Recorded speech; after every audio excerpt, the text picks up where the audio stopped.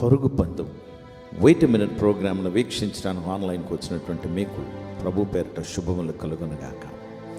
ప్రియమైన వారలారా, చిన్నప్పుడు నేను పోర్ట్ క్వార్టర్స్లో మేము ఉండేవారు.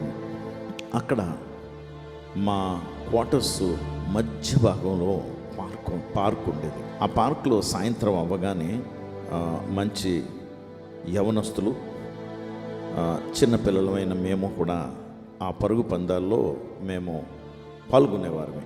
పరుగు పందాల్లో టీమ్స్ వేసి రిలే రేస్ పరిగెట్టేవారు అన్నమాట.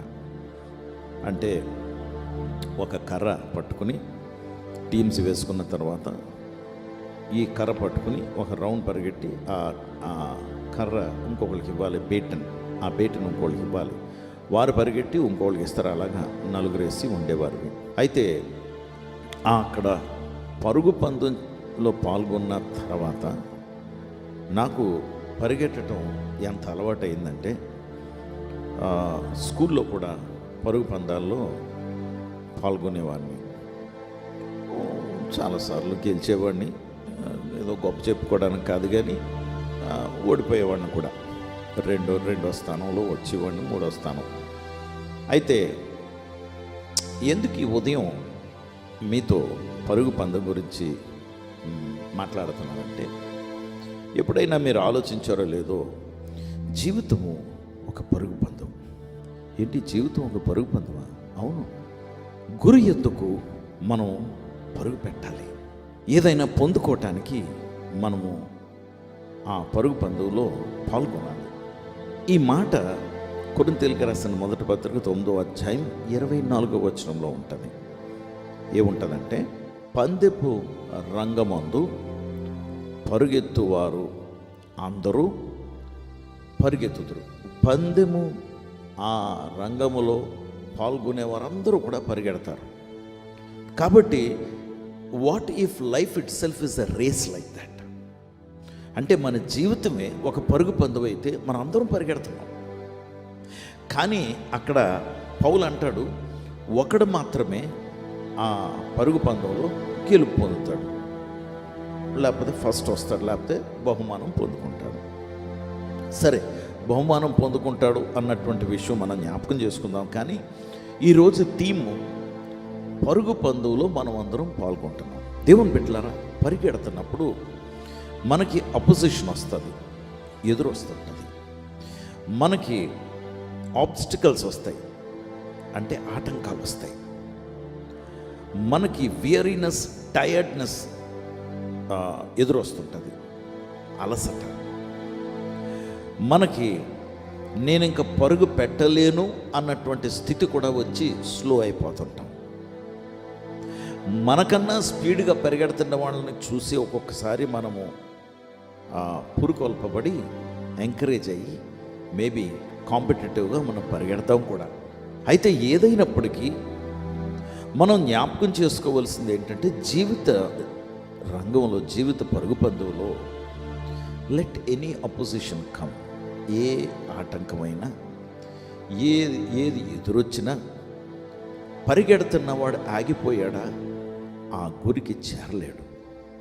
అలాగే నువ్వు కూడా ఈ జీవిత పరుగు పందెంలో నువ్వు ఆగకూడదు. ఈరోజు నువ్వు ఆగకూడదని నీకు మనవి చేస్తున్నాను. బికాస్ ఈ జీవిత రంగంలో నువ్వు పరుగు పందెంలో నువ్వు పాల్గొంటున్నావని దేవుడికి తెలీదా? తెలుసు.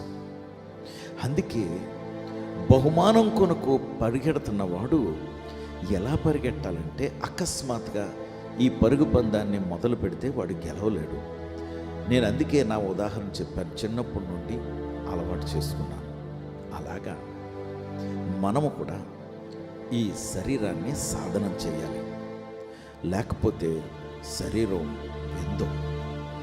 శరీరం అంటది, కూల్ డ్రింకులు తాగు, భోజనం చెయ్యి, లేకపోతే తిను, కొంచెం పడుకో, ఇప్పుడు ఎందుకులే ప్రార్థన, ఇంకో గంట పడుకుని పాపం చాలా అలసిపోయి ఉన్నావు కదా అని నీ పొట్టని నీవే నీ చేత్తోని కొంచెం బుచ్చగించుకుని పడుకోబెట్టి ప్రార్థన గంట తర్వాత అంటే 2 గంటల తర్వాత, 3 గంటల తర్వాత, ఎలాగ 7 అయిపోయింది కదా, 1 గంట ఉండి ప్రార్థన చేద్దాం అని నువ్వు ఆ రోజు పోస్ట్పోన్ చేస్తావు. ఇలాగా నీ బాడీ సాధనం చేస్తున్నావో నువ్వు చెప్పు. నీ బాడీ చెప్తున్నట్టు, అంటే నీ శరీరం చెప్తున్నట్లు నువ్వు వింటున్నావు. అందుకే జీవిత రంగంలో, ఈ పరుగు పందులో చాలా విషయాల్లో నువ్వు ఓడిపోతున్నావు. అందుకే పౌలు అంటాడు, ఐ బీట్ మై బాడీ అంటాడు. నా శరీరంతో నేను పోరాడుతున్నాను. ఇంగ్లీష్లో ఏంటంటే ఐ బీట్ మై బాడీ అంటే నా శరీరాన్ని నేను కొడుతున్నాను. అంటే కొట్టుకోమని కాదు, తను ఏం చేస్తున్నాడంటే ఆ ఏకాగ్రతతో ఆ గురి యొద్దకు పరుగు పెట్టడానికి తను శరీరానికి పాఠం నేర్పిస్తున్నాడు. ఏది కోరుకుంటుందో శరీరం అది ఇవ్వకుండా, నువ్వు నా మాట వింటేనే ఇది చెయ్యాలనుకున్నాను, ఇది చేయటానికి నువ్వు ఆటంకంగా ఉండకుండా నువ్వు నా మాట వినవలసిందే అని శరీరానికి తను ఆజ్ఞాపిస్తున్నాడు. దేవుని బిడ్డలారా, గొప్ప గొప్ప సేవకులందరూ కూడా శరీరానుసారులుగా, శరీరం చెప్తున్నట్లుగానే నడుచుకుంటే సాధనం లేదు, ఏమీ లేదు. No exercise, nothing. మనందరి పొట్టలో చూసుకుంటే ఆ వాటం మనం తెలిసిపోతుంది కదా, ఎంత బద్ధకమో మనకి. నేను మిమ్మల్ని అంటం లేదు సుమా, నన్ను కూడా నేను విమర్శించుకుంటున్నాను. అందుకే ఒక నిర్ణయం తీసుకుందాం, మన శరీరంతో చెప్పుదాం, మేము పరుగు పందెంలో పాల్గొనటానికి సాధనం చేస్తున్నాం. ఆ పట్టుదల లేకే జబ్బులు మన శరీరంలో చోటు చేసుకుంటాయి. దేవుని బిడ్డలారా, మన శరీరంతో పోరాడుతూ దేవునికి లోబర్చుదాం. అందుకే యేసు ప్రభువారు అంటారు ఏంటట, ఆత్మ సిద్ధమే కానీ శరీరం బలహీనం. గొప్ప సత్యం. బలహీనమైనటువంటి ఈ ఘటమ మాట వినే బదులు బలమైనటువంటి మన ఆత్మతో ఐక్యపరచబడినటువంటి పరిశుద్ధాత్మ దేవుడు మనల్ని నడిపించును గాక. పరిశుద్ధుడా ప్రభా, మీకు వందనాలు, స్తోత్రాలు. ఆగిపోక సాగిపోవాలని మేము నిర్ణయించుకున్నాం. మాకు సహాయం చేయండి, నడిపించండి.